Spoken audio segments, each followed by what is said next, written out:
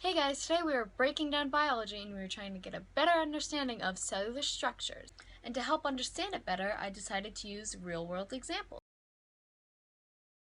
So the first cellular structure we're going to talk about is the nucleus. The nucleus is the center of the cell, and it controls what comes in and out of the cell. In my house, my mom would be the nucleus. Definitely. Ribosomes are small particles of RNA and protein found throughout the cytoplasm of all cells. DNA tells ribosomes to produce proteins.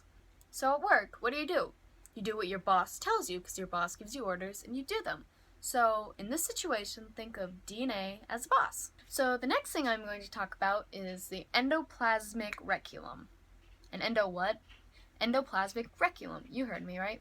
An endoplasmic reticulum is an internal membrane system in eukaryotic cells. Lipid components of the cell membrane are exported from a cell.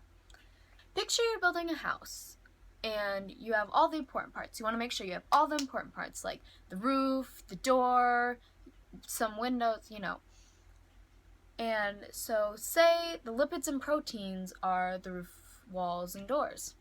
You do not want to build a house without walls or roof. Now there's the rough endoplasmic reticulum, and then there's the smooth endoplasmic reticulum. So, say in the house that you built that one floor in one of the rooms is made of carpet. That would be the rough ER. And say the carpet fibers are the ribosomes. And smooth ER would be like a wooden floor that has no carpet fibers because it does not have ribosomes. So let's talk about chloroplast. When you think of chloroplast, think of plant cells.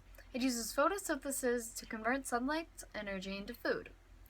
Kind of like a solar panel converts the sunlight's energy so we can have stuff like electricity and heating. The next cellular structure I'm going to talk to you about is the Golgi Apparatus. Small vesicles of proteins are sent to the Golgi Apparatus. It sorts and modifies protein in the cell, or it sends the proteins out of the cell. Think of it like this. Post offices sort through their mail, packages, letters, stuff like that, and the Golgi Apparatus sorts its proteins. And the next thing we're going to talk about is the cell wall. The cell wall protects the cell. Some things that have cell walls are plants, algae, fungi, and prokaryotes. Cell walls are not in animal cells.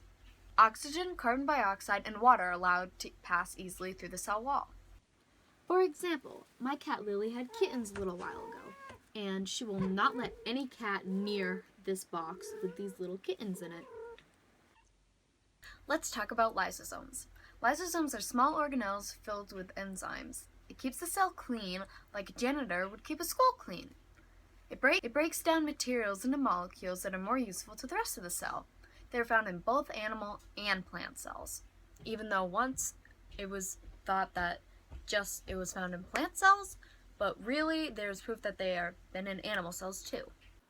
Speaking of both plant and animal cells, let's talk about vacuoles and vesicles. Vacuoles are large membrane enclosed structures that contain salts, carbohydrates, proteins, and water.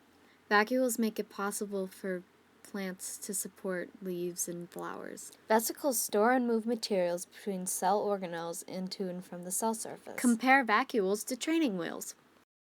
Training wheels hold up the bike and its rider like vacuoles do for plants.